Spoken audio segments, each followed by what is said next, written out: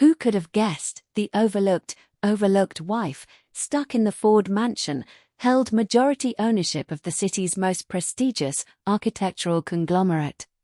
For 3 long years, Celeste Hale had hidden her razor-sharp talent behind a frumpy, unremarkable mask.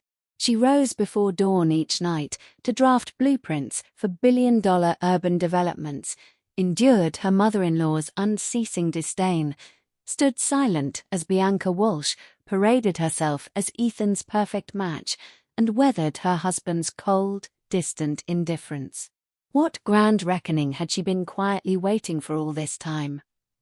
The annual charity gala would serve as her stage to rip away every pretense. When she stepped onto that ballroom floor with proof of her 67.3% controlling stake in Skyline Architects, Byron Walsh's scheming plots, Mrs. Ford's bitter prejudice, and Ethan's belated, aching realization would all crash to the surface at once. Every secret stashed away in an old camphor chest up the attic, every faded knit sweater she wore to blend in, every early morning city bus ride she took to hide her identity. All of them were about to be laid bare for the world to see.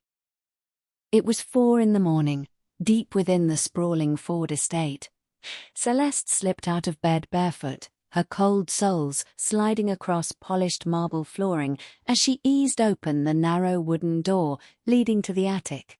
Sunlight filtered through thin dust motes suspended in the stagnant air, catching decades of forgotten household clutter stacked high against every wall. She walked all the way to the back corner, knelt beside a dust-caked camphor trunk, and slid her fingers into its hidden lining to pull out a thick leather envelope stuffed with architectural renderings. These were the blueprints she'd labored over each night for the past 3 months, the core master plan for Skyline's flagship downtown district project. Every line she'd drawn flowed with effortless precision, each curved contour calibrated down to a fraction of an inch. She traced the primary structural beam with one fingertip to double-check every detail before sliding the drawings back into the envelope, restoring the trunk exactly as she'd found it to erase any trace of her visit. As she padded back down the staircase, she passed Mrs. Ford's bedroom, its oak door hanging slightly ajar. Sharp, shrill words cut through the quiet hallway, sharp enough to make Celeste's shoulders tense where she paused around the stairwell bend. "Ethan, you are taking Bianca to next week's charity gala without fail. If you bring that penniless nobody Celeste along, she'll embarrass the entire Ford family name in front of every socialite in attendance." Ethan's reply carried no hint of emotion, flat and utterly detached.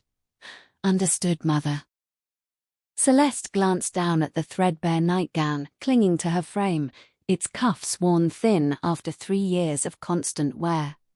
Her expression remained completely blank, devoid of hurt or anger, as she stepped past the cracked doorway and headed toward the tiny bedroom allocated to her as a so-called bridal suite. The space was tucked away in the far, forgotten wing of the main residence, barely a third the square footage of Ethan's private study. Their marriage had always been a carefully staged performance to outside observers. Everyone believed Ethan had stooped far beneath his station to wed a woman of no family fortune or social standing. The truth was infinitely more complicated, one Celeste had kept locked away for 3 full years. She sank onto the edge of the bed and stripped off the tattered nightgown, reaching deep into the bottom of her closet to pull out a faded grey knit top. She leaned toward a palm-sized chipped vanity mirror tucked against the wall, sweeping loose strands of hair behind her ears. Her features looked washed out, her gaze downcast, indistinguishable from any ordinary administrative clerk punching a 9-to-5 office shift downtown. When she'd married Ethan 3 years prior, the official story circulated among elite social circles claimed she was a penniless orphan with no family connections whatsoever. Mrs. Ford had fought the match tooth and nail from the very start, Yet Mr. Ford Sr. had insisted on the union with his last breath. He'd clutched Ethan's wrist tightly as his strength faded, murmuring only one cryptic line: "Marrying Celeste will never be a regret for you." He'd passed before he could elaborate on his meaning, leaving the entire Ford household to speculate aimlessly. They'd all assumed he simply meant a humble, grateful wife would make a docile companion, but Mrs. Ford had never once softened toward her daughter-in-law, launching petty, unrelenting harassment from Celeste's very first day under their roof. Celeste slipped on a pair of flats whose rubber soles had worn paper-thin, then exited the mansion through the side gate instead of the grand front entrance. She cut across the immaculately trimmed hedges lining the estate garden and caught the earliest city bus running down the back residential street. Several elderly housewives clustered near the front of the vehicle, chattering about grocery prices and neighborhood gossip, none sparing a second glance for the quiet woman huddled alone in the rear row. Her phone vibrated once inside her coat pocket, a text popping up from Lynn Moore, her closest confidant and Skyline's chief operations manager. "Hey boss, the downtown district final review kicks off at 9:30 this morning. You promised me the complete design packet. Where's it hidden?" Celeste typed out a quick, deadpan response without a hint of amusement. "Third filing cabinet, bottom drawer in your office, sandwiched between leftover spicy noodle takeout receipts. Don't ask why I store them there. I'm not explaining a single word."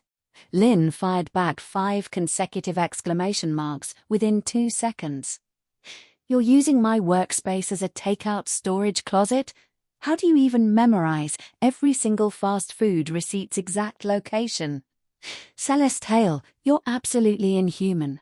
A faint, fleeting smile tugged at Celeste's lips before she locked her phone screen, smoothing her features back into that blank, unassuming mask once more. The bus pulled to a stop directly across from the towering glass Skyline Plaza skyscraper. Celeste crossed the pedestrian crosswalk and swiped a staff ID to enter through the service side elevator. She pressed the button marked the underground parking garage, yet that was only a decoy stop for outsiders. Her true destination sat atop the 70-story tower, the exclusive executive floor reserved solely for Skyline's leadership team.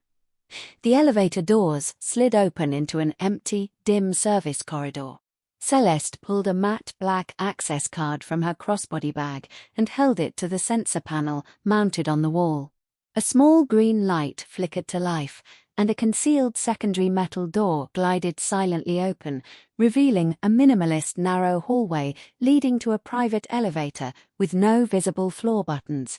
Entry granted solely via iris scan. As the mirror walls of the lift reflected her silhouette, Celeste peeled off the plain, non-prescription eyeglasses she'd worn daily to dull her features, then plucked a micro-thin cosmetic patch glued to her temple that subtly broadened her brows and added artificial shadow along her cheekbones. With those tiny disguises removed, her true, sharp, striking features emerged. The woman standing in this private lift bore almost no resemblance to the invisible housewife the Fords knew. The elevator doors slid open at the top floor, where Lynn leaned against the wall, clutching a steaming paper coffee cup, scrolling through her phone without looking up until she heard Celeste's footsteps approach. She lifted her gaze to sweep Celeste up and down with a knowing, amused stare. 3 whole months since you've set foot in this office in person. I half suspected Mrs. Ford had locked you away in some remote cottage on the estate grounds. Celeste brushed past her, heading straight for the floor-to-ceiling glass walls that overlooked the entire city skyline. "Locked up isn't quite accurate. She's planning to relocate me to a dilapidated guest cottage on the property next month. Claims I'm an eyesore cluttering up the main house." Lynn's voice rose with quiet outrage, falling into step beside her. "Does she have any clue this entire skyscraper belongs to you?"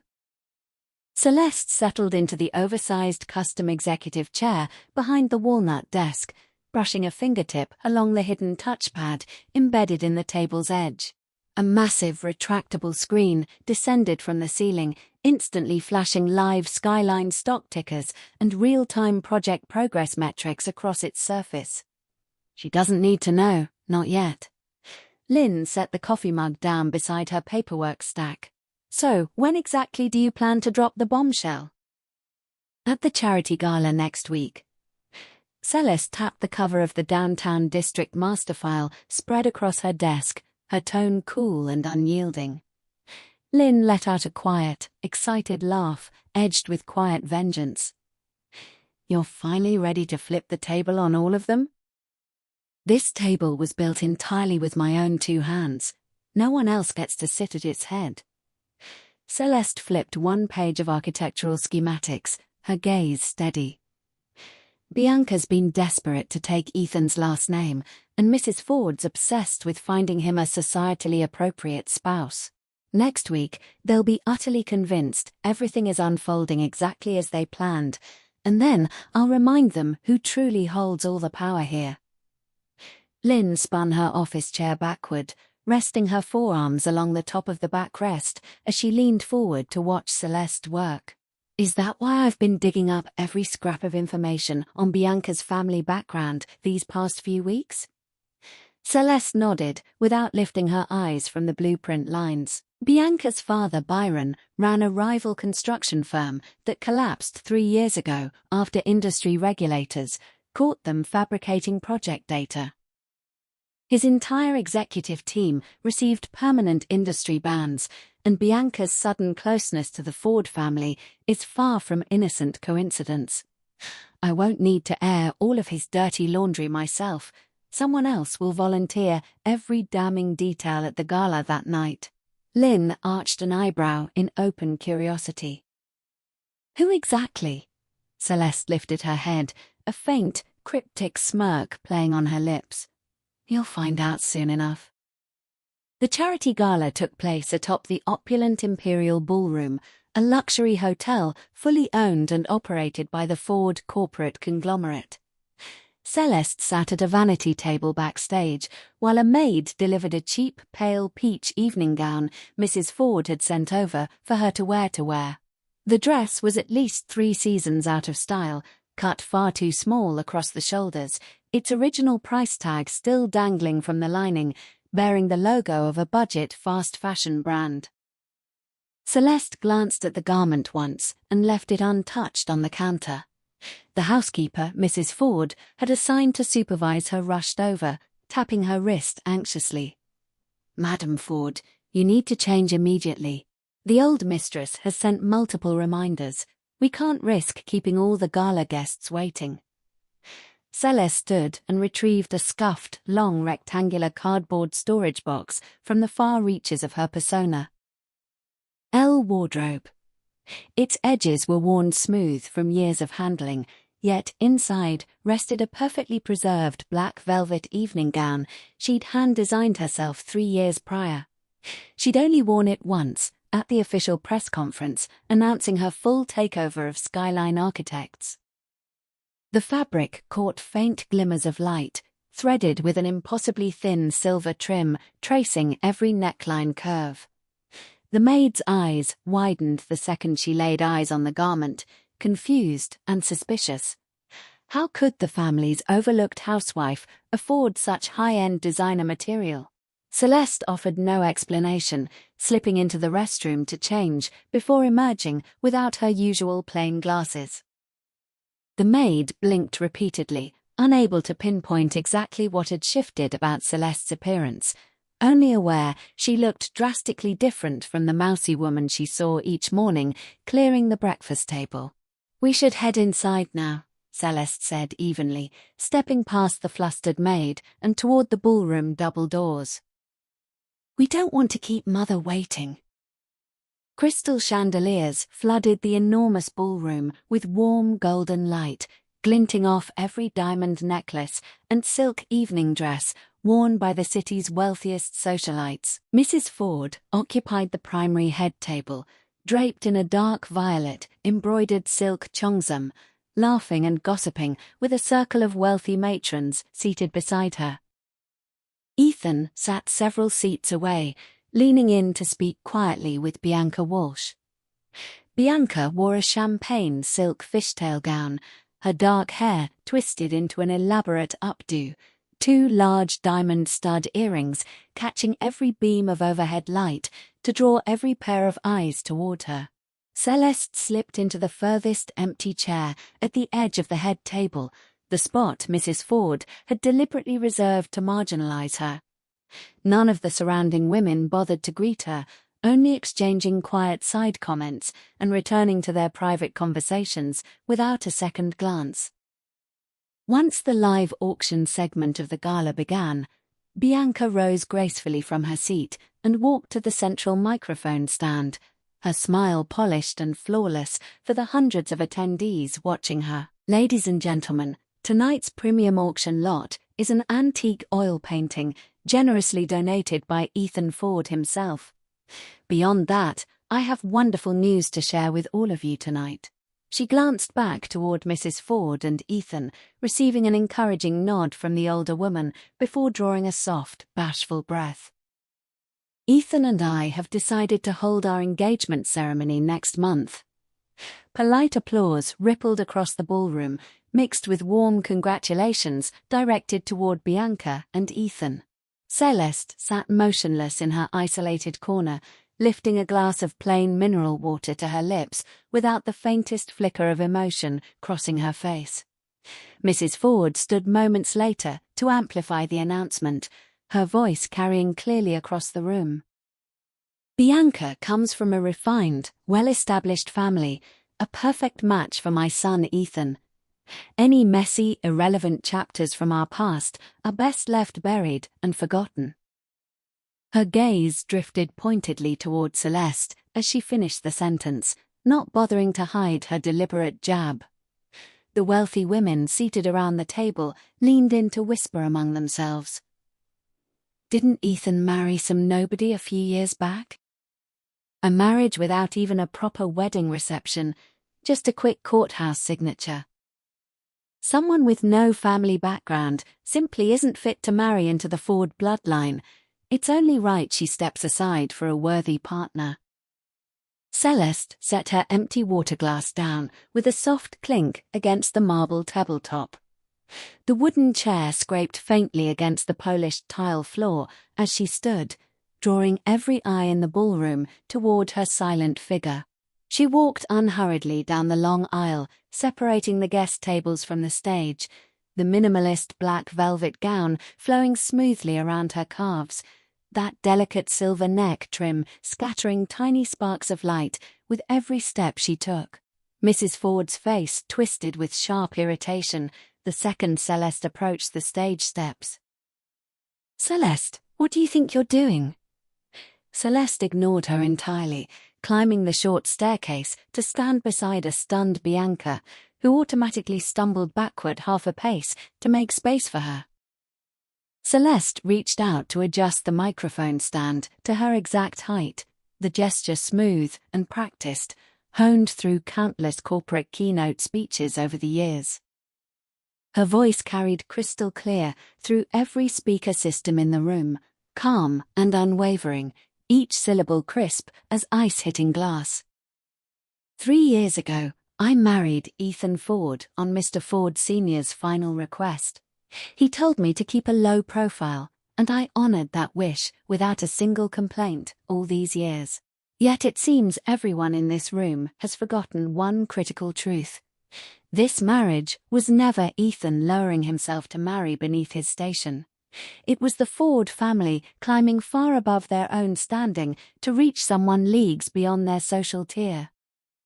A collective gasp swept the entire ballroom, every guest erupting into shocked murmurs. Mrs. Ford shot to her feet, screaming for venue security to intervene. Celeste remained completely unrushed, pulling her smartphone from her clutch and holding its screen up to the overhead projection scanner built into the stage. A massive digital document instantly filled the enormous screen mounted behind the podium, An official Skyline Architects ownership certificate, listing Celeste Hale as the majority stakeholder, holding a 67.3% controlling interest in the entire corporation. The air in the ballroom seemed to thin instantly, drained of all oxygen. Colour drained completely from Mrs. Ford's cheeks, leaving her ashen and trembling. Ethan froze mid-motion, his wineglass suspended halfway to his lips, pupils blown wide with unbridled shock.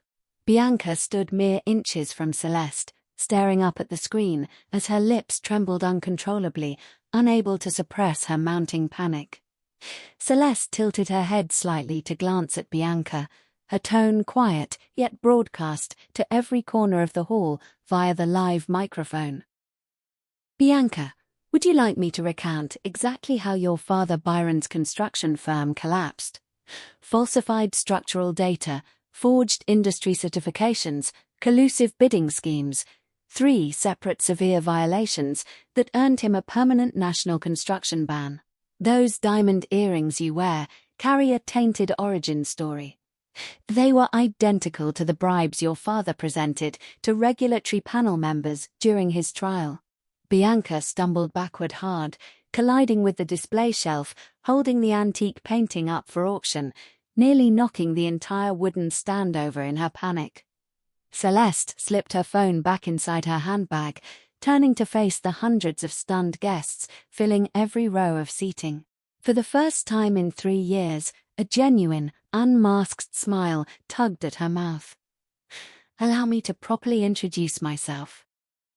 I am Celeste Hale, founder, lead architect, and majority owner of Skyline Architects. This imperial ballroom hosting tonight's gala was designed and fully overseen by my own architectural team 3 years ago. The Ford family merely leases the space from my corporation. That very oak armchair Mrs. Ford occupies at the head table?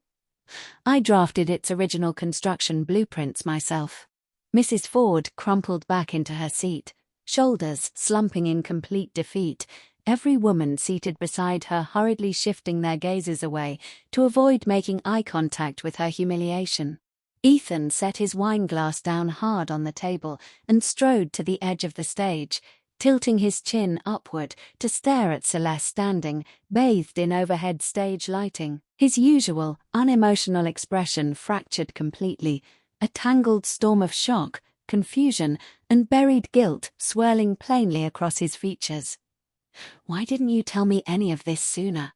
Celeste stared down at him from the raised platform, cool white spotlight pouring over her frame, separating her entirely from the chaos unfolding beneath the stage. 6. 3 years ago, your father begged me to enter this marriage.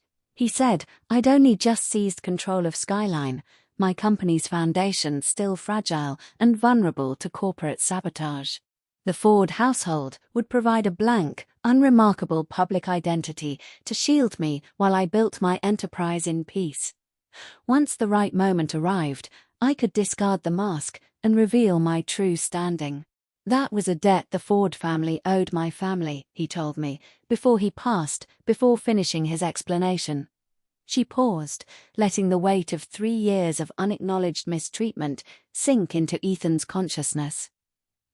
After he died, your mother treated me like unpaid household staff every single day. Tell me, Ethan, whose fault is that? Ethan fell silent, unable to offer a single defense. Celeste turned to walk off the stage, pausing beside Bianca's trembling form for one quiet, cutting remark only the younger woman could hear. That antique painting Ethan donated for charity is a skillfully crafted forgery. Are you still eager to marry a man who would auction counterfeit artwork for public praise? Bianca's mouth fell open, yet no sound escaped her throat as Celeste walked past her toward the ballroom exit. Every guest automatically stepped aside to create a clear, unobstructed pathway for her to leave, none daring to meet her unflinching gaze. Lynn leaned against the doorframe the second Celeste reached the lobby entrance, a flute of chilled champagne balanced in one hand as she winked playfully. Vehicles waiting downstairs.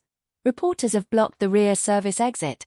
The front driveway is completely clear for your departure.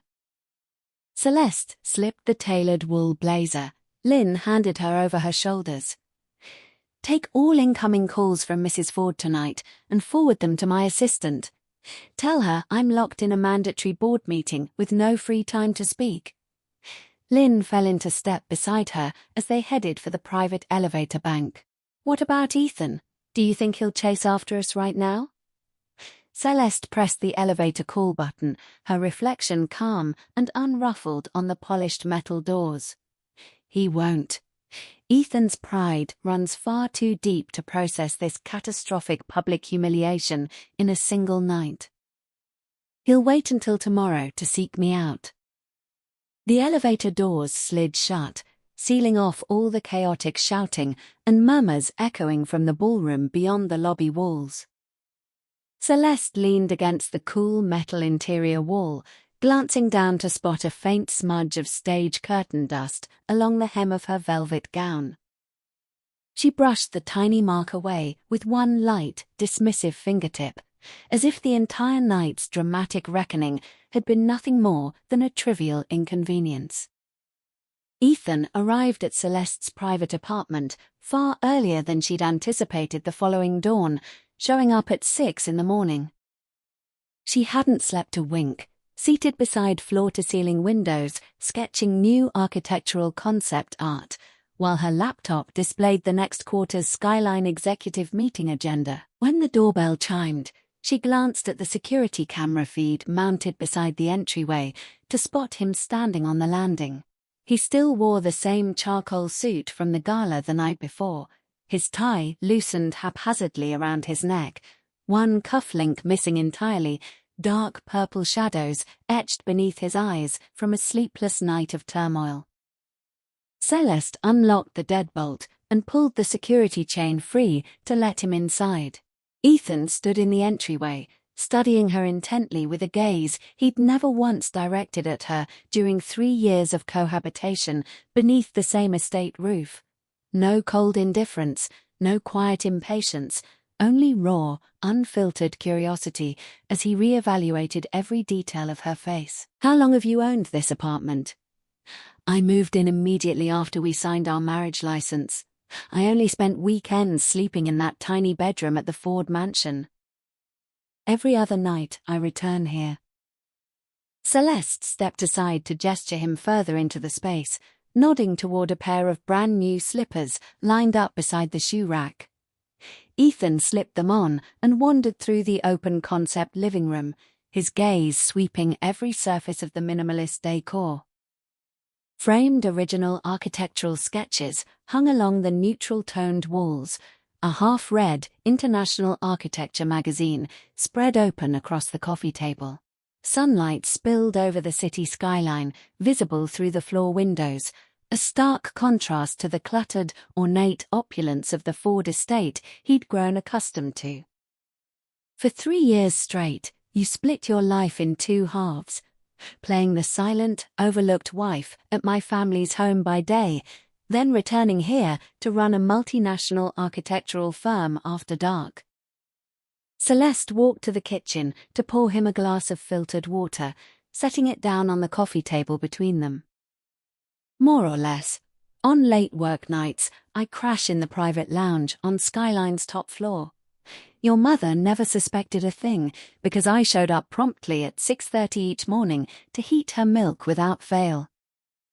Ethan stared down at the untouched glass of water, his fingers twitching slightly, yet never lifting it to his lips. The milk you heated every morning.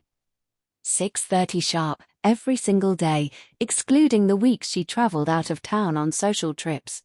Your mother drank my hand-warmed milk for 3 full years without ever realizing the woman preparing it controlled the high-rise skyline she bragged about owning. A heavy, prolonged silence settled over the room. That antique painting from the Gala. You claimed it was a fake. Bianca sourced it through her father's old art-dealing connections, didn't she? Celeste fixed her gaze on him, waiting for his response. You already know Byron's firm specialized in fabricating building documentation and counterfeit artifacts. Did you truly forget that history? Ethan's brow creased with quiet guilt. Bianca swore it was a private family heirloom her father had collected before his company folded. Either she lied outright, or you never bothered to fact-check her claims before trusting her blindly with your public reputation. You believed her spotless family background narrative without a single shred of research, yet her entire family's professional history is stained with fraud. Ethan lifted his head to lock eyes with her, his tone quiet and vulnerable. When did you start investigating Bianca's background? The very first evening she sat down at our family dinner table. I recognized those diamond studs the second I laid eyes on them, identical to the bribe jewelry Byron had gifted regulatory panel members during his industry fraud trial, photographs of which were attached to the official public case filings. Most people would dismiss that trivial detail, but every major construction scandal across the country remains permanently stored in my mental archive. Ethan studied her face with unprecedented attention, noticing small features he'd never once acknowledged over their years living together. The subtle slope of her cheekbones, the faint leftward tilt of her mouth whenever she spoke, the thin silver band wrapped around one finger. He squinted to make out microscopic engraving etched along the ring's inner curve, reading the words, "Skyline Original Founder," carved into the metal. After last night's scandal, Ford Group stock dropped 3 percentage points. The board of directors has scheduled an emergency morning summit today. Celeste turned to face the floor windows, sunlight gilding the outline of her shoulders. I'm aware. Did you rush over here because the board is pressuring you to fix the fallout from the gala? Ethan shook his head faster than she expected, rejecting her assumption instantly.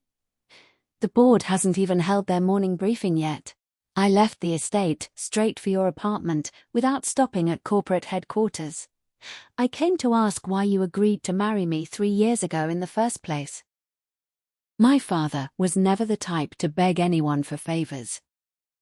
Celeste twisted to face him, bright morning light silhouetting her form and blurring the fine details of her expression.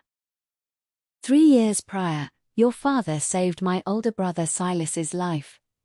Silas served as Skyline's founding CEO before the hit-and-run accident that left him hospitalized in critical condition. The driver responsible fled the scene entirely, and Mr. Ford Sr. happened to pass the wreckage first. He rushed Silas to the nearest trauma center and covered all emergency medical costs up front. By the time my team and I arrived at the hospital, he'd already sealed all media leaks to keep Silas's near-fatal accident hidden from public view. Ethan's features softened with quiet shock. So the favor he begged you to repay by marrying me. He knew how tightly my mother-in-law's grip clamped over every decision within the Ford household. She'd been relentlessly pressuring you to wed a wealthy Walsh family heir to secure lucrative business partnerships for decades. Your father feared that alliance would chain you to a family built on fraud. He sat up all night negotiating terms with me. He told me marrying you would grant me a low-profile public cover while I stabilized Skyline's vulnerable leadership transition, while I would quietly keep you from walking into a catastrophic lifelong mistake for 3 years. She lowered her voice, the weight of unspoken exhaustion bleeding into her tone. The 3-year agreement expired months ago.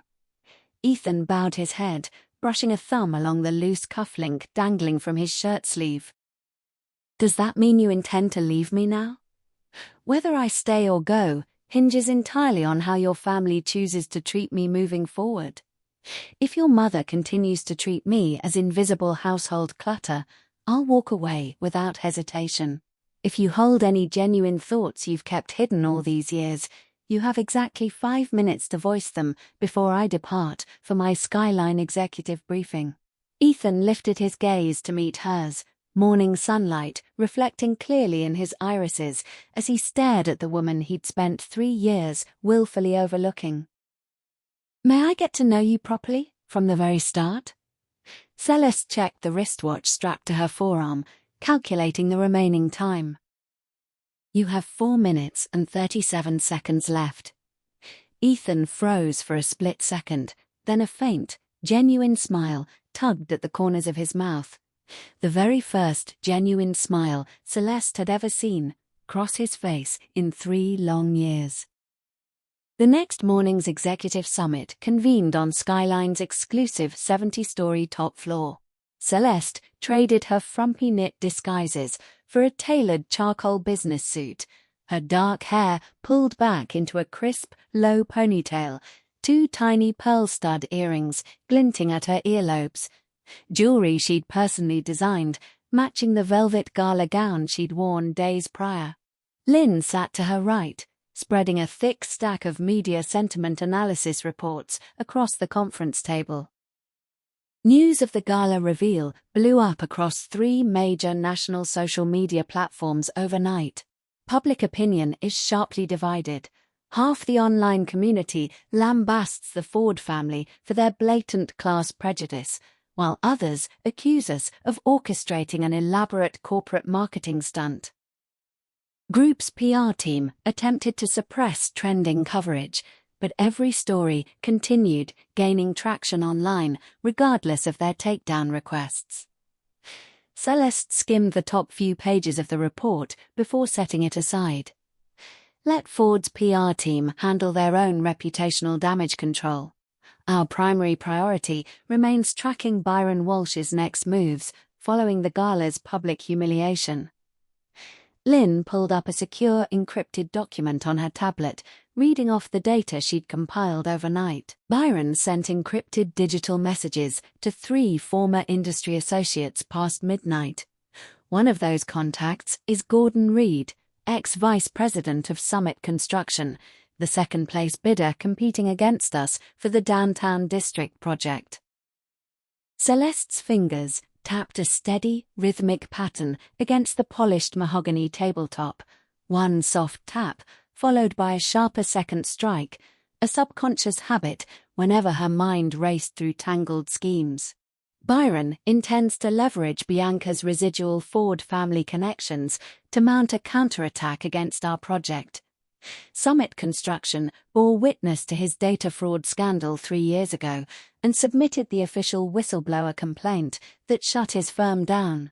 Logically, they harbor bitter resentment toward him, yet he's actively reaching out with tempting bribes.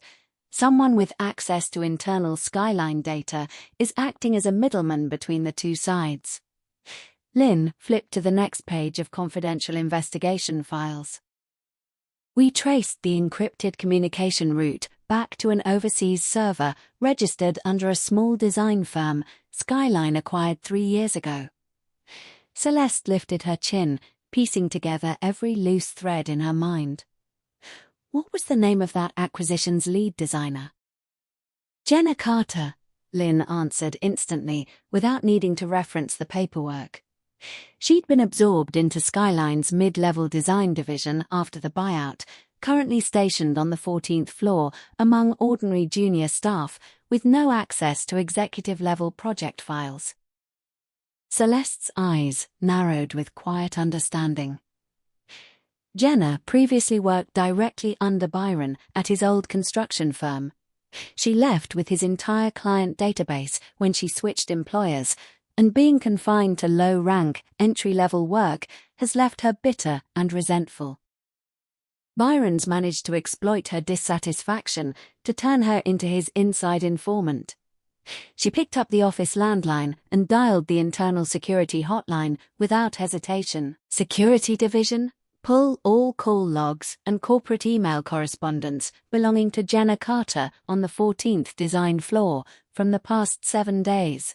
Flag any messages referencing Byron Walsh, Summit Construction, or foreign server IP addresses. Do not alert her to the ongoing surveillance operation yet. She set the phone back down as Lynn leaned forward, lowering her voice to avoid being overheard by the rest of the conference team seated around the table. "Do you believe she's leaking complete downtown district blueprints to Byron? Not necessarily full finalized plans, but partial cost estimate data would be enough to hand Summit a massive competitive edge during formal bidding." Skyline hosts the Downtown District Initiative as lead developers, which technically bars us from submitting competing construction bids. If Summit gets their hands on our internal cost projections, they can craft a tailored undercut bid to seize control of the entire project timeline and pricing structure. Lynn inhaled sharply at the weight of the threat. So Byron's entire vendetta is rooted in the humiliation Bianca endured at the gala.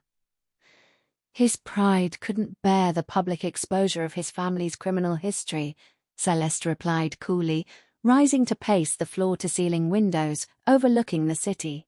"Issue a company-wide security directive immediately. All downtown district design files receive full end-to-end encryption by the end of this week. Restrict full document access exclusively to myself and the lead project director. Keep monitoring Jenna's workstation communications. She will inevitably slip up and leave tangible evidence once she attempts to transmit stolen data externally." Once the summit adjourned, Lynn lingered behind to help Celeste tidy stacks of confidential blueprints, the room quiet save for the soft rustle of paper sheets. After several minutes of silent sorting, Lynn broke the calm with a curious question. "Where did Ethan head after he left your apartment this morning?"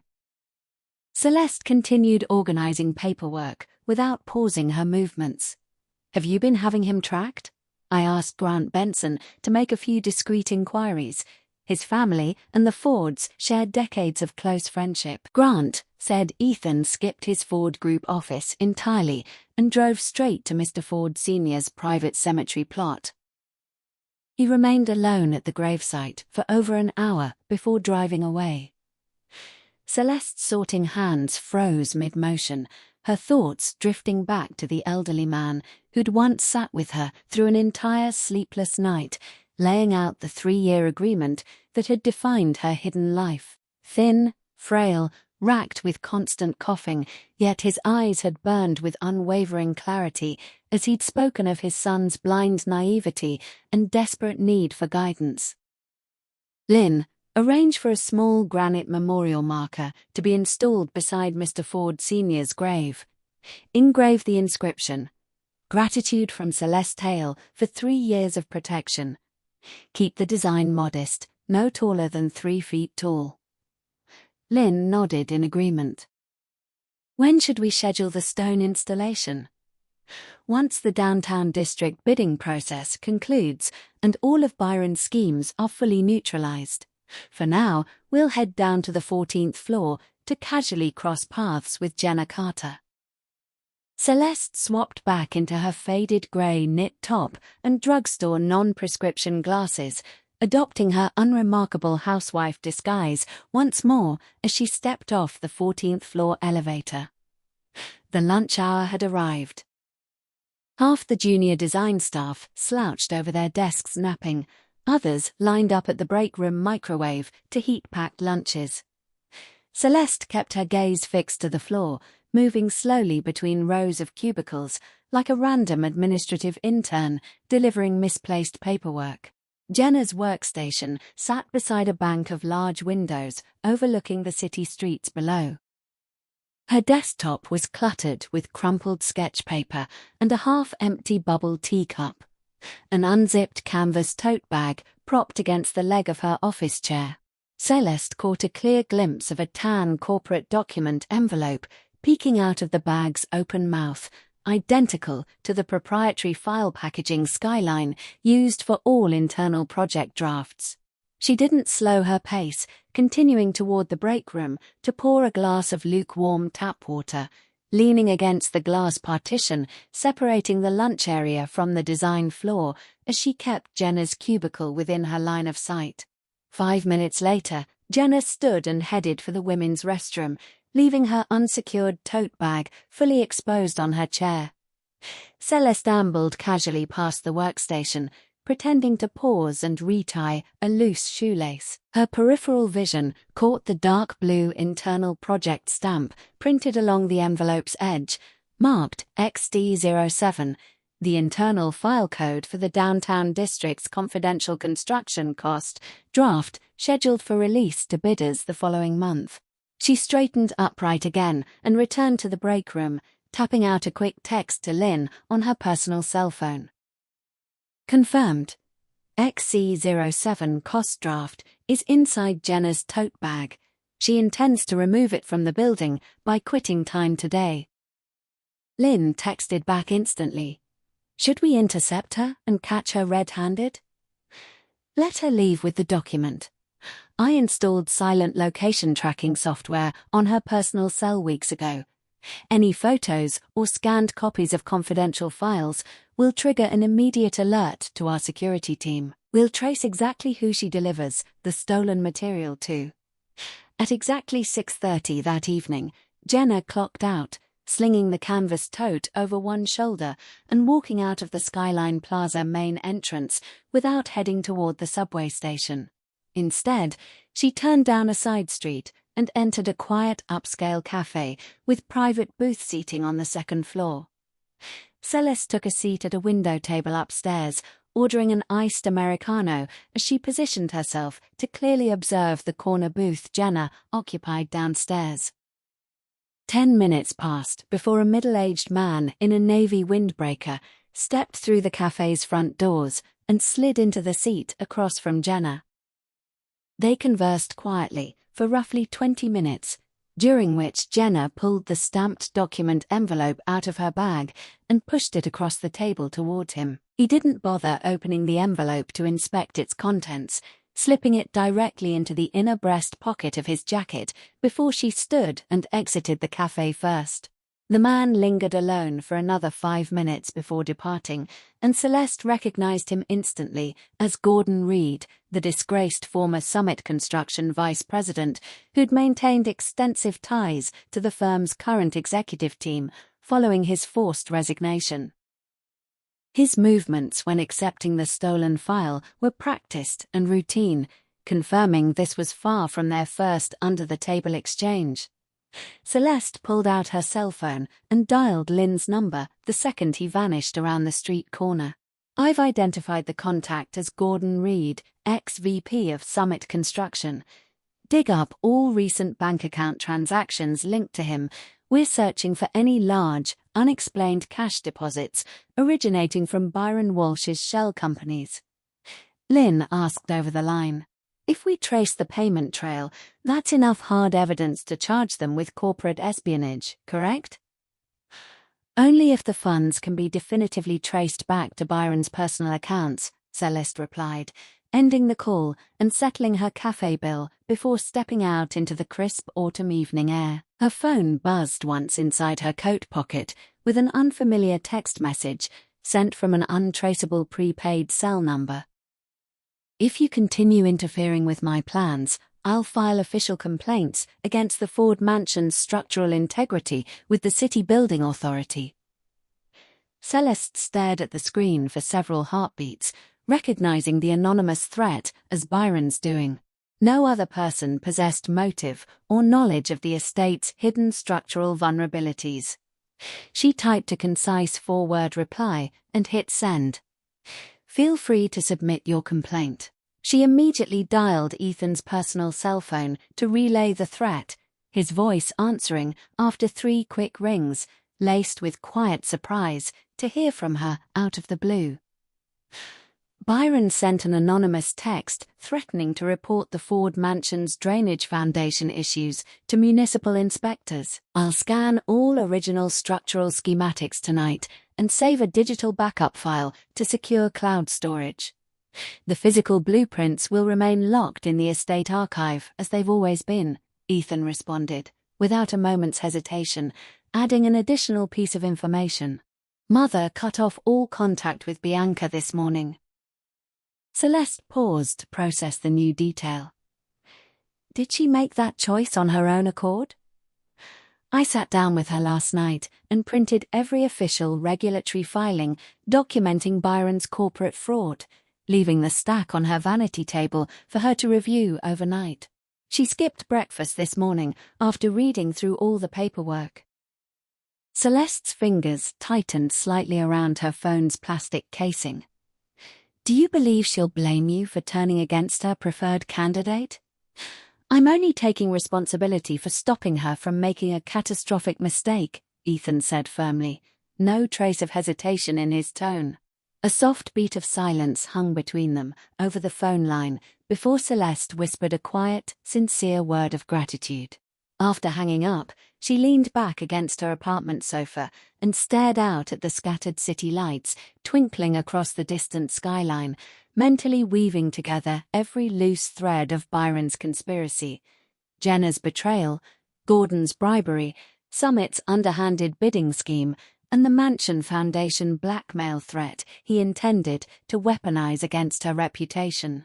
Every piece of his malicious plot had been laid bare, and the time had arrived to close every loop of his tangled scheme. She unlocked her phone to shoot a final evening text to Lynn. Next Tuesday, the Construction Industry Board releases its official response to Byron's formal protest letter. Once the statement goes public, I'll personally submit the mansion drainage renovation plans to City Building Services for official registration. Schedule a 10 a.m. appointment at the West Municipal Building Inspection Office for next Monday. Lynn's reply popped up within seconds. Appointment fully booked for Monday morning. Monday dawned crisp and clear, and Celeste arrived at the Municipal Building Inspection Office without any assistants trailing behind her, dressed in a soft cream wool trench coat. She sat alone in the waiting area, a thick binder full of complete mansion structural surveys and renovation drafts spread across her lap. When her number was called, she stepped forward to hand the entire dossier to the clerk behind the service window. This set of structural assessments and underground drainage renovations was completed 3 years ago for the Ford residential estate. I designed the full remediation plan at the time, but never submitted official filing paperwork, so I'm registering all documents retroactively today for permanent municipal archive storage. The clerk flipped slowly through the hundreds of detailed schematics, his expression shifting from neutral to impressed. This level of thorough documentation is extremely rare for private residential property renovations. If you'd executed this remediation work 3 years ago, the home would have avoided every risk of underground water erosion and foundations settling entirely. Why didn't the Ford family move forward with construction after receiving these designs? Celeste maintained a neutral, unemotional tone. Internal family disagreements delayed construction indefinitely, but formal documentation needs to be on record for any future renovation permits they submit. The clerk scanned every page into the city database and handed her a stamped official filing receipt. All materials are digitally archived now. Any future construction applications for the estate can reference this official file without delay. Celeste folded the receipt and slipped it inside her handbag as she stepped back out onto the building's stone front steps, sunlight warm against her shoulders. Her phone buzzed with a breaking industry news alert pushed to her screen. The Municipal Construction Board officially dismisses Walsh's protest against Downtown District Review fairness. Lynn's follow-up text arrived immediately afterward. The board's public response completely dismantles every accusation Byron filed, with a formal warning to refrain from circulating false industry allegations to disrupt official bidding procedures. Celeste read the notification once before typing a quick reply as she walked toward the street to hail a taxi. Byron has exhausted every public avenue to sabotage the project. His next moves will happen behind closed doors instead of official public channels, most likely reaching out to Mother Ford with a deceptive bribe offer. Mrs. Ford already cut ties with Bianca and her father's family, Lynn texted back, confused. That won't stop him, Celeste replied. She's thrifty to a fault and easily tempted by free labor offers. Byron will propose complimentary mansion foundation repairs, using his remaining industry connections to win her back to his side, hoping to regain social standing through the Ford household. She slid into the back seat of the taxi and gave her apartment address to the driver, watching rows of leafy trees blur past the car windows as she mentally mapped out her counter-strategy. If Byron attempted to manipulate Mrs. Ford with free construction labor, Celeste would outmatch his offer with a fully funded, independent renovation initiative backed by Skyline's corporate community outreach program, one with zero ties to Byron's tainted network. She pulled out her cell phone and sent a brief text to Ethan. Has anyone from Byron's circle visited the estate recently offering free foundation repairs? Ethan's reply arrived instantly. Byron's personal assistant dropped by this morning to pitch complimentary drainage renovations. Mother accepted his business card, but hasn't signed any formal agreements yet. Celeste's eyes narrowed. Block any construction contracts with his affiliated companies. I'll deliver a fully vetted, independent renovation proposal to the estate in 3 days' time. The project will be classified as Skyline's Community Infrastructure Charity Initiative, with zero construction fees required. Our sole condition is full authority to select the third-party contracting firm without Walsh involvement. A single word came back from Ethan. Understood. Celeste stared out the taxi window at sunlight filtering through tree leaves, scattered dappled light shifting rapidly across the asphalt road.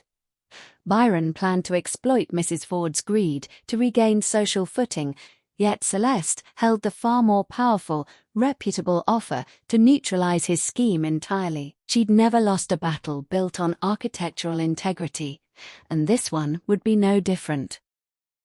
3 days later, Celeste walked through the Ford mansion's grand front entrance for the first time in 3 years, no longer sneaking in through the neglected side service gate.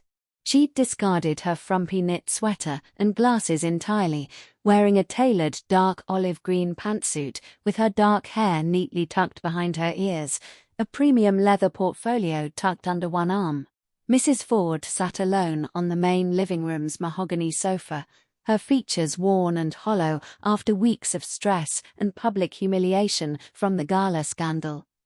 Ethan occupied a single armchair beside her, silent and composed as he waited for Celeste to present her renovation proposal. Celeste seated herself across from the older woman, unzipping the portfolio to spread a bound full-color renovation blueprint across the coffee table between them. Mother, this is the complete underground drainage overhaul plan for the estate residents. The architectural research team at Skyline drafted every schematic, and all contracting work will be managed by the city's oldest, most accredited municipal construction firm, with no financial or personal ties to Byron Walsh. Their business licenses and past residential project portfolios are included within the appendix pages for your review. Mrs. Ford's fingertips brushed the cover of the thick proposal without lifting the pages at first. Why go to all this trouble? I identified critical underground drainage decay the year I moved into this home 3 years ago and drafted a full remediation plan back then. I delayed formal action due to the family's existing tensions, but it's my responsibility to resolve the structural hazard now, both for your safety and to honor Mr. Ford Sr.'s final wishes for this property. Mrs. finally lifted her head to meet Celeste's gaze. All the sharp disdain that had defined their relationship dissolved into a tangled haze of regret and quiet confusion. You knew the foundation had dangerous flaws 3 years ago and never told me. I attempted to mention the risk once early on, yet every word I spoke was dismissed as irrelevant household chatter back then. Celeste's tone remained calm and impartial, no trace of lingering resentment bleeding into her voice. The complete renovation documents sit before you now. The final decision rests entirely with you. Mrs. Ford slowly flipped through hundreds of detailed construction diagrams, cost breakdowns, and multi-year construction timelines, each calculation precise, down to the smallest unit of labor cost. Even lacking professional architectural knowledge, she could instantly recognize the exhaustive care poured into every page of the proposal. No construction fees whatsoever? Zero charges, categorized as Skyline's community public infrastructure charity project. The single non-negotiable condition is that no contracting firm linked to Byron Walsh may participate in any stage of the renovation work. Mrs. closed the proposal folder and rested it against her knees, silence stretching thick across the living room as the antique grandfather clock ticked steadily in the corner. Ethan remained quiet throughout the exchange, observing the fragile truce unfolding between the two women who'd spent 3 years locked in unspoken hostility. After several long minutes, Mrs. Ford's voice came out rough and strained with quiet remorse. "I had no idea Byron's business history carried such severe criminal penalties. If I'd learnt the truth sooner, I never would have welcomed Bianca into this household." Celeste offered no dismissive reply to the apology, letting the silence linger unbroken. "Stay for dinner tonight," Mrs. Ford spoke up suddenly, an uncharacteristic softness in her tone. "The housekeeper prepared your favorite fish stew recipe." Celeste blinked in quiet surprise. Never once, over 3 full years, had Mrs. Ford voluntarily invited her to share a family meal within the main residence. She glanced sideways at Ethan, who watched her with a gentle, quiet warmth she'd never once seen in his expression prior to the gala reveal. "Very well, I'll stay through dinner." Mrs. Ford rose from the sofa, clutching the renovation proposal, and retreated into the home office to file it away, pausing briefly beside Celeste's chair to brush her palm lightly against the younger woman's forearm before quickly pulling her hand back, as though afraid the small gesture of reconciliation would be rejected. Ethan stepped beside Celeste once his mother left the room, lowering his voice to a soft murmur only they could hear. "This is the very first time she's ever asked you to stay for a family dinner." "I noticed," Celeste replied, glancing toward the dining room doorway. "Will you also be dining with us tonight?" "I reside within this estate full-time," Ethan said, a faint, tender smile tugging at his jaw. "I could take the empty seat beside you at the table." Celeste didn't give a verbal answer, yet her walking pace slowed marginally as they crossed the mansion's grand central hallway toward the dining area. For 3 years, she'd only traversed the narrow back service corridors to avoid the main hall's formal gathering spaces. Now, she walked beside Ethan beneath crystal wall sconces, casting soft, warm light, their shadows stretching side by side along the polished oak floorboards for the very first time. The dining table was laden with a full spread of home-cooked dishes, braised fish stew, crisp green leaf vegetables, and sweet and sour pork ribs simmered in caramelized sauce. Mrs. Ford occupied the head chair, Celeste seated to her left, Ethan directly across from Celeste. The 3 of them ate in quiet peace for several minutes before Mrs. Ford picked up a serving chopstick and transferred a tender chunk of fish belly onto Celeste's ceramic plate. "You've grown far too thin these past years." She returned to her own bowl of soup immediately after, pretending the small act of kindness hadn't happened. Celeste picked up the fish and ate it, warm steam fogging her vision for a split second as she blinked away faint stinging moisture behind her eyes. Midway through the meal, Mrs. set her chopsticks down against the ceramic bowl and turned to address Celeste directly. "Will industry insiders attempt to sabotage your downtown district project once the final bidding results are released next week?" Celeste shook her head faintly. "Several parties will try to interfere, yet I possess all necessary evidence to neutralize their schemes." "If you ever reach a point you cannot resolve alone," Mrs. Ford glanced subtly toward Ethan, seated across the table. "Ethan has been helping you behind the scenes lately." Celeste's gaze drifted briefly to Ethan, whose ears flushed pink as he stared down at his rice bowl to avoid eye contact. "He's still learning how to navigate the right choices," she replied simply. Mrs. didn't press the subject further, lifting her soup bowl to sip warm broth, a faint, subtle smile tugging at the corner of her mouth, identical to the quiet, rare smiles Celeste had caught Ethan wearing over the past weeks. The downtown district bidding results were formally announced the following Tuesday morning. Skyline Architects retained primary lead developer status, with Grant Benson's independent Benson Construction selected as the primary general contracting firm out of all competing bidders. Summit Construction remained listed on a temporary industry watch list due to the stolen document scandal, their bid rejected indefinitely from all municipal development projects for the next fiscal quarter. All online industry forum discussions surrounding Byron's fraudulent protest letter faded completely, replaced by front-page coverage of Skyline's complimentary Ford Mansion drainage renovation initiative. Celeste sat at her executive desk, scrolling through positive industry headlines, as Lynn carried a stack of closed case files into the office and set them down on the walnut surface. Jenna completed her resignation paperwork this afternoon. She spent 10 minutes crying in the staff break room after signing off. "We submitted an unbiased professional performance review to every architecture firm she's applied to since her departure. No malicious accusations, simply a factual summary of her internal data breach incident, and no reputable firm in the city will extend a job offer to her now." Lynn slid a bank statement copy across the desk toward Celeste.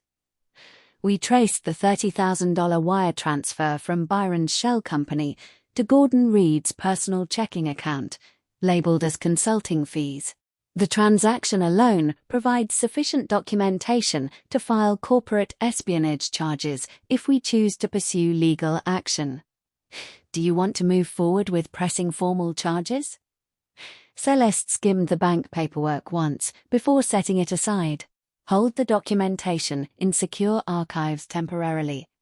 If Byron abandons all further sabotage attempts against my projects, I'll choose not to pursue criminal litigation. If he initiates any new retaliatory schemes, we'll submit all financial evidence to the district attorney's office without delay." "What about Bianca?" Lynn asked, scrolling through Bianca's social media accounts on her tablet. "She's deleted every photograph or post referencing the Ford family from her profile entirely. Seems to be cutting all ties voluntarily. She's only a secondary accomplice acting under her father's coercion, not the mastermind of every fraudulent plot. I'll leave her unharassed to rebuild her career independently. Crushing her entirely would only create a resentful enemy waiting to retaliate further down the line." Lynn leaned against the edge of Celeste's desk with a playful, teasing grin. "And what about Ethan? He's been lingering outside the Skyline Plaza entrance every single morning lately." Celeste's fingers paused mid-shuffle through paperwork stacks. "He's just dropping off breakfast takeout. Steamed pork buns with crab filling this morning, left with the front desk staff under your name," Lynn winked. "I spotted the insulated lunch bag tucked inside your desk drawer 10 minutes ago." Celeste quickly slammed the desk drawer shut, feigning total composure despite the faint flush creeping up her neck. "He's merely repaying 3 years of daily breakfasts I prepared for his household. 2 months of morning deliveries hardly counts as an extraordinary gesture." Lynn laughed and turned toward the office doorway, pausing with her hand on the door handle to toss a light-hearted remark over her shoulder. "For the record, your ears are bright red right now." Once the office door clicked shut, Celeste reached back into the desk drawer to retrieve the insulated thermal bag, unzipping it to find 6 plump, still warm crab-steamed buns nestled inside a paper liner. She lifted one to her lips and bit down, rich, savory crab broth flooding her tongue as a quiet, genuine smile bloomed across her face, unobserved. Byron vanished from all industry social circles following the bidding loss, Mrs. Ford's weekly home-cooked soup deliveries arrived regularly at Celeste's apartment every weekend. The scandal surrounding the downtown district protest letter faded fully from public memory, and ground construction broke ground on the downtown district development site the following month. On the official groundbreaking day, Celeste wore a hard hat and gripped a ceremonial gold shovel to turn the first mound of soil for the foundation.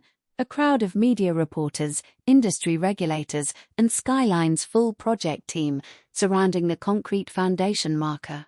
Silas stood beside her on the viewing platform, Lynn holding the official event agenda clipboard at her right elbow. Far back within the spectator crowd, Celeste spotted Ethan standing alone among the onlookers, a dark wool overcoat draped over his shoulders, hard hat tucked beneath one arm. He locked eyes with her across the crowd and offered a quiet, subtle nod of acknowledgement, which Celeste returned with an equally gentle tilt of her head. 3 months prior, she'd been sketching these exact blueprints alone in a dusty attic at 4 a.m., hidden away from every member of the Ford household who'd dismissed her as worthless. Now, spring had arrived, fresh green buds sprouting on the city's mature oak trees, soft pink magnolia blossoms swelling tight on every street planter box. Celeste stood beside Ethan after the crowd dispersed. Once the groundbreaking photos wrapped up, the pair lingering away from the swarming journalists and construction crew. "I never imagined I'd end up standing here at this project launch 3 years ago," Celeste admitted, watching the towering construction cranes swing slowly across the construction zone in the distance. Ethan's gaze remained fixed on her profile, soft with quiet admiration. "I never imagined I'd finally get the chance to truly see you for who you are either." Spring bloomed fully within the Ford estate's backyard cherry blossom tree one weekend several weeks later. Mrs. Ford had called Celeste over under the pretense of reviewing a backyard boundary wall renovation plan, yet Celeste recognized the transparent excuse immediately. Her mother-in-law simply wanted her to stay for another home-cooked meal. When Celeste arrived, Ethan sat on a weathered stone bench beneath the cherry tree, an architectural magazine spread open across his lap, its pages fluttering in the soft spring breeze. Celeste walked over to stand beside the bench, glancing down at the publication he'd been reading. "Since when have you started reading architectural trade journals?" "These past several months." Ethan closed the magazine and folded it shut. "I wanted to understand exactly what fills your days back at the Skyline Executive Tower." Celeste settled onto the empty stone bench beside him, delicate pink cherry petals drifting down to settle across the stone surface between their legs. The faint sound of Mrs. Ford chatting with the household cook drifted over from the kitchen windows inside the mansion, leaving the backyard peaceful and quiet around them. "Do you still remember the comment you made 3 years ago, calling me a burden on the Ford household?" Ethan's face flooded with quiet embarrassment, his shoulders tensing with visible guilt. "Don't hold that one careless remark against me forever." "I haven't forgotten it," Celeste replied, though the corners of her lips lifted into a faint, forgiving curve. "You still owe me a formal public apology for those words." Ethan stood straight, brushing stray cherry petals from his wool coat, stepping backward half a pace to stand formally before her. "Celeste Hale, I sincerely apologize for every dismissive, cold remark I directed toward you during those 3 years living under my family's roof, including that thoughtless insult spoken at our dinner table. I was blind and ungrateful to overlook every sacrifice you quietly made for all of us." Celeste tilted her chin upward to watch him, golden spring sunlight filtering through cherry blossom branches to scatter tiny pale pink flecks across his hair and shoulders as he bowed respectfully before her. "Your apology is accepted. You may sit back down." Ethan reclaimed the stone bench beside her, and they sat in comfortable silence as more flower petals drifted down around them. Celeste reached out to pluck one thin pink blossom from the stone surface, holding it up to the light to admire its translucent, delicate texture. "I plan to visit Mr. Ford Sr.'s gravesite next month. Would you come with me?"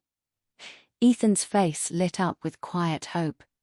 "You'd allow me to accompany you? Your father waited 3 long years for us to reach this point of honest understanding," Celeste said softly, blowing the cherry petal off her fingertips to let it float away on the breeze.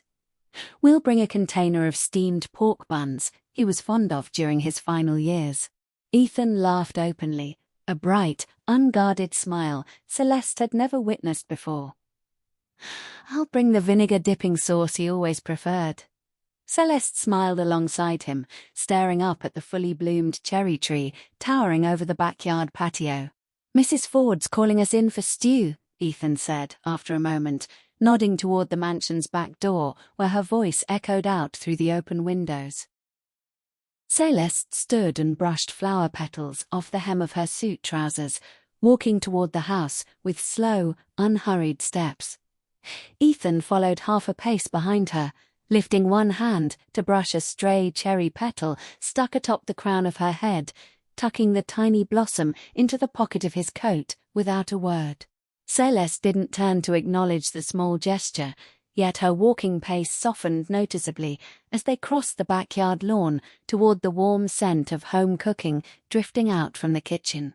3 years prior, she'd crept through the mansion's narrow side service door to avoid the main hallway's judging stares. Now, she walked beside Ethan beneath the grand central hall's glowing chandeliers, walking toward a dining table laden with food prepared specifically for her, blueprints she'd designed framed on the walls, and a man finally learning how to cherish the woman he'd once ignored entirely. She no longer needed to sneak up to the attic at 4 a.m. to hide her life's work from the Ford family's judgmental eyes. Mid-March brought an unmarked courier package delivered directly to Celeste's Skyline office address. She sliced open the brown craft envelope with a letter opener to discover a single handwritten note penned in Bianca's neat cursive handwriting. Celeste settled into her executive chair and read the short letter slowly through every line. Bianca apologized sincerely for all the manipulative schemes she'd participated in at her father Byron's command, admitting she'd initially pursued Ethan solely to restore her family's ruined professional reputation through the Ford household's social influence. Yet over time, she'd genuinely grown fond of him, until the gala night revealed Ethan's heart had never belonged to her at all. She explained she'd accepted a junior design assistant position at a small independent architecture studio based out of San Francisco and planned to depart the city permanently to start over alone. Her father's corporate plots were no longer her concern, and she'd never forget that Celeste could have publicly humiliated her mid-review yet chose to grant her a shred of dignity instead. Celeste folded the letter neatly and slipped it into a locked file drawer beside Mr. Ford Sr.'s final written testament copy. Lynn stepped into the office, carrying project paperwork, and spotted the sealed envelope tucked away inside the cabinet. "Who sent that letter?" "Bianca," Celeste replied simply. "She's relocating to San Francisco to rebuild her career from scratch." Lynn raised an eyebrow in quiet surprise. "What about Byron's next moves?" "Byron liquidated every remaining domestic business account last month," Celeste explained, scrolling through industry intelligence reports on her desktop monitor. "The $30,000 bribe wire transfer we tracked can't secure a viable criminal prosecution without additional fresh witness statements, so I've opted to drop the matter as long as he doesn't interfere with our projects again. Grant told me Byron's been consulting overseas property licensing agencies lately, likely preparing to transfer his remaining assets abroad," Lynn warned. "Should we intervene to block his offshore asset transfers?" Celeste shook her head dismissively. The majority of his assets were liquidated to settle his old company's bankruptcy claims 3 years ago. Let him leave the country. Bianca can finally build a life free from his manipulative influence without his constant interference. Lynn shrugged and changed the subject. setting the downtown district environmental approval paperwork on Celeste's desk. "Quit stalling on the permit follow-up. We've got construction crews waiting on your sign-off." Celeste returned her focus to the construction timelines spread across her desk as her work cell buzzed with a new text from Ethan. "I picked up shrimp-steamed buns for breakfast this morning. If you have free time this afternoon, I'd like to take you somewhere." Celeste typed back a quick reply. "What time?" 4 o'clock. I'll wait downstairs with the car." "I'll be ready." At exactly 4 p.m., Ethan's sedan pulled up outside Skyline Plaza's front entrance. Celeste exited the lobby to find him leaning against the passenger side door, dressed casually in a thin charcoal knit sweater without his usual tailored business blazer, warm spring sunlight softening every sharp line of his features. He pulled the passenger door open for her the moment he spotted her walking down the stone front steps. "Where are we heading?" Celeste buckled her seatbelt once she settled into the passenger seat. "You'll see when we arrive," Ethan replied with a faint, mysterious smile, starting the car and steering away from the downtown business district toward the older university neighborhood on the city's western edge. Celeste recognized the familiar neighborhood streets as they drove past old brick campus buildings, her heart softening when Ethan parked outside a tiny street-side barbecue shop with a newly replaced, glowing neon sign hanging above its front awning. "Uncle Ray's grill joint," Ethan said, cutting the engine. "He told me you used to spend every evening here back when you were studying architecture." Celeste stared at him in quiet shock. "You tracked down Uncle Ray? I wandered over here a month ago to ask around about you," Ethan explained as they stepped out of the car onto the sidewalk. "He recognized my last name the second I introduced myself and spent an hour recounting every story about your college years. He showed me stacks of old architectural sketches you drew, back then tucked inside his menu binders as bookmarks. Wouldn't let me take them home to copy." Celeste laughed softly at the image of the old grill owner guarding her teenage drawings like priceless treasure. "I bet he grilled you non-stop to judge whether you were worthy of me." "He set a requirement I needed to complete 10 separate visits, each time ordering your exact usual food combo, to prove my sincerity," Ethan said with faint sheepish amusement. "Today marks the 10th visit we're due to complete the checklist." They walked side by side through the shop's front door, and Uncle Ray looked up from flipping skewers over charcoal flames to greet them with a wide, crinkly grin. "Saved your usual corner table, just like old times." He carried a full platter of grilled lamb skewers and 2 cold glass bottles of beer over to their plastic booth, sliding them across the tabletop. "This young man's passed my 10-date trial run, so you two can come back any time without jumping through hoops now. Complimentary chicken cartilage skewers on every visit." Celeste picked up 1 lamb skewer and bit into the tender meat, smoky pepper and cumin coating her tongue as she listened to Uncle Ray teasing Ethan from behind the grill counter. Back when she was still a college kid, she'd camp out at this booth for 3 hours straight every night with just 1 beer and 5 lamb skewers, drafting entire building blueprints on scrap notebook paper. Uncle Ray recounted, loudly enough for them both to hear. Back then, she swore if her designs were good enough, the whole city would eventually notice her talent. Ethan lifted his beer bottle to clink it gently against Celeste's glass, the clear glass ringing softly together. "I've noticed you now." Celeste paused mid-bite, her gaze locking onto his steady, sincere eyes as the smoky barbecue haze swirled between their booth. "You didn't notice me 3 years ago when I handed you my business card at the airport." "I've replayed that airport moment 100 times in my head since the gala," Ethan admitted quietly. "If we'd met under ordinary professional circumstances instead of that arranged marriage deal, I would have accepted your card immediately and researched every project you'd designed. I would have scheduled endless fake project meetings just to spend more time talking to you." Celeste smiled around her skewer. Then you would have lost every single bidding contest against my firm. I would have spent every evening afterwards studying your design portfolios to catch up, Ethan countered, a playful glint in his eyes. Until you finally realized all my business meetings were just excuses to see you. Celeste set the empty skewer stick down on the paper plate between them. You don't need to manufacture excuses anymore to spend time with me now. Ethan's smile widened, genuine and unhidden, as he clinked beer bottles with her once more. Every Saturday morning, I'll still show up with breakfast then. You can skip weekday deliveries, Celeste conceded, her tone soft and quiet as she stared down at her beer bottle.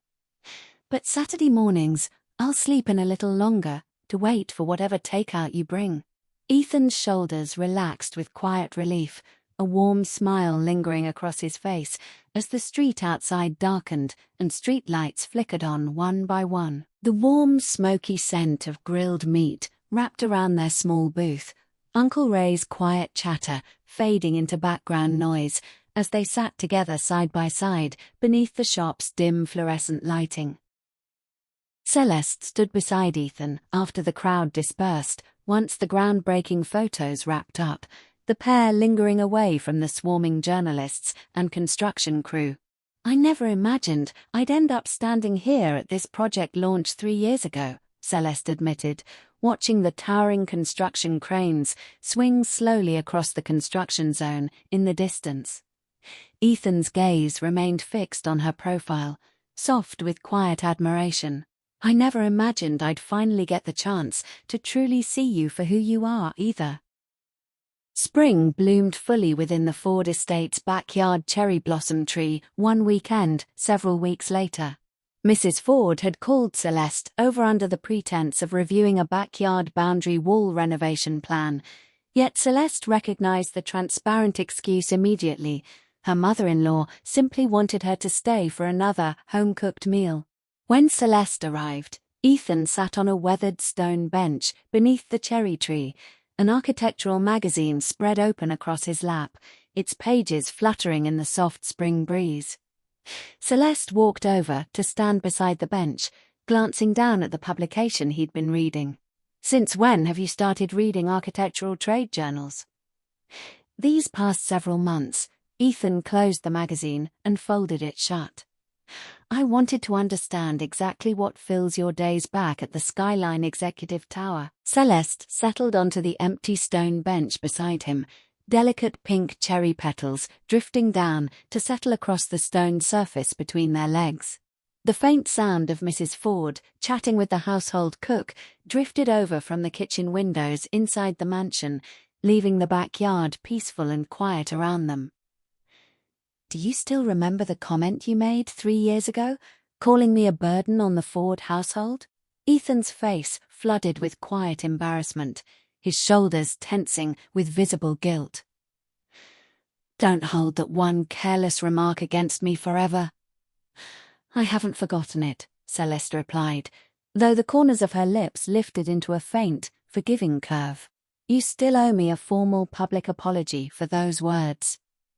Ethan stood straight, brushing stray cherry petals from his wool coat, stepping backward half a pace to stand formally before her. "Celeste Hale, I sincerely apologize for every dismissive, cold remark I directed toward you during those 3 years living under my family's roof, including that thoughtless insult spoken at our dinner table. I was blind and ungrateful to overlook every sacrifice you quietly made for all of us." Celeste tilted her chin upward to watch him, golden spring sunlight filtering through cherry blossom branches to scatter tiny pale pink flecks across his hair and shoulders as he bowed respectfully before her. "Your apology is accepted.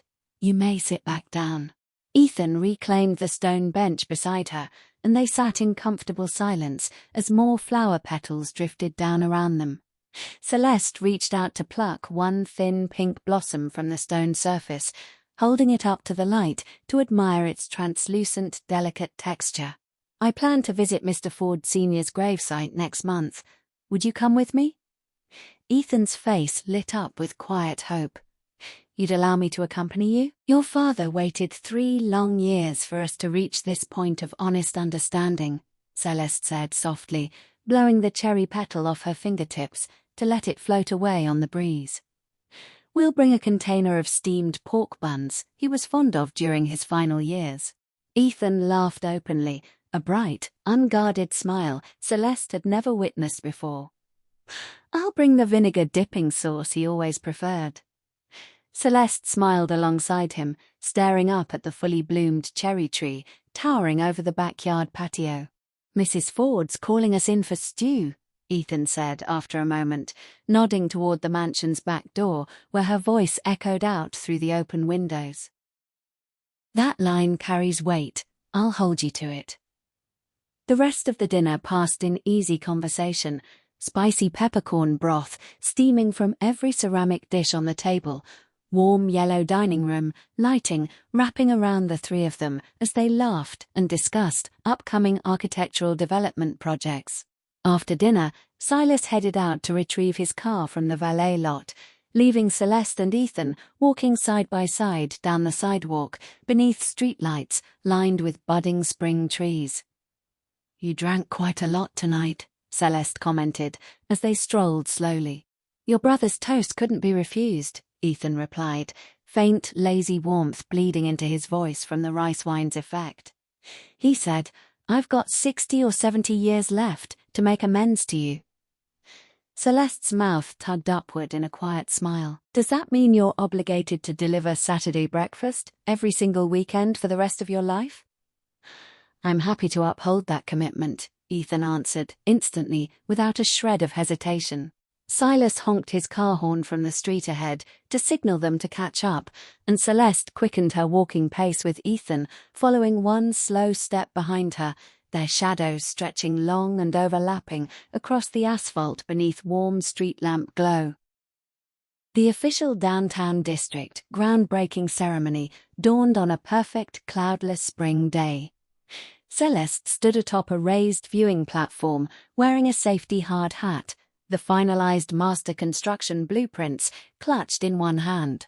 A crowd of industry regulators, print media reporters, Skyline's entire core project team, and local construction firm executives filled the viewing area below her. Silas stood to her left, arms folded, as he surveyed the vast cleared construction lot stretching out before them, Lynn holding a printed run-of-show agenda to her right. Ethan sat in the third row of spectator seating, dressed in a simple dark wool coat without formal corporate attire. Mrs. Ford hadn't attended the event personally, yet she'd sent a hand-woven box of glutinous rice cakes via the household housekeeper as a token of good fortune for the construction launch. Celeste set the rice cakes aside on a side table and lifted a wireless microphone to address the assembled crowd, her voice clear and steady over the venue's speaker system. This downtown district master plan began with a crumpled scrap of sketch paper 3 years ago, forged through endless bidding conflicts and deliberate industry sabotage along the way. Today, we break ground on a development that will reshape our city's central skyline. I want to extend my deepest gratitude to every member of my Skyline team, my family, and every person who chose to place their trust in me through years of hidden struggle. Her gaze drifted briefly to the third spectator row where Ethan sat, their eyes meeting for a split second before she continued her speech. I also owe gratitude to myself. 3 years ago, I learned how to shrink myself small, cook morning milk quietly, and slip through back service doors to avoid judgmental stares. 3 years later, I've learnt to stand tall and claim every dream I've spent drafting line by line on hundreds of blueprint pages. She lifted the ceremonial gold shovel and drove the blade into the loose mound of foundation soil beside the engraved cornerstone marker. Silas and Lynn simultaneously pressed a pair of remote control buttons, triggering a trio of loud construction horn blasts as colorful confetti cannons exploded overhead, showering the viewing platform with ribbons of gold and white. Reporters surged forward, with cameras raised to capture the moment, and Celeste stepped backward to push Silas into the center of the crowd of journalists. "You're the original co-founder of Skyline. You deserve the spotlight for this milestone launch." Silas stared at her with playful exasperation as reporters swarmed around him with microphones extended, and Celeste slipped away from the commotion to meet Ethan beneath a shaded awning at the rear of the viewing platform. "Hiding from all the press photos?" Ethan asked with a quiet smile. "I photograph poorly for front-page headlines," Celeste replied, removing her hard hat to fan her warm forehead.